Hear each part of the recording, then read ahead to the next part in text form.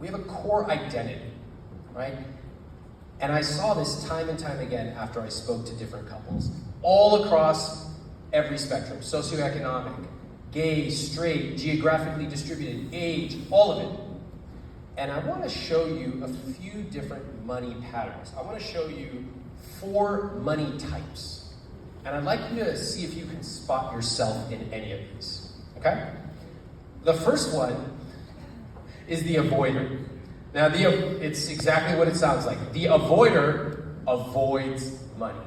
And they have developed a series of conscious and unconscious techniques to avoid it. They'll even say things like, "You're really good at money. You should just handle that. You're so much better than I am."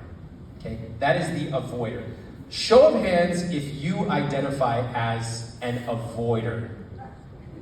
Okay, yeah, right.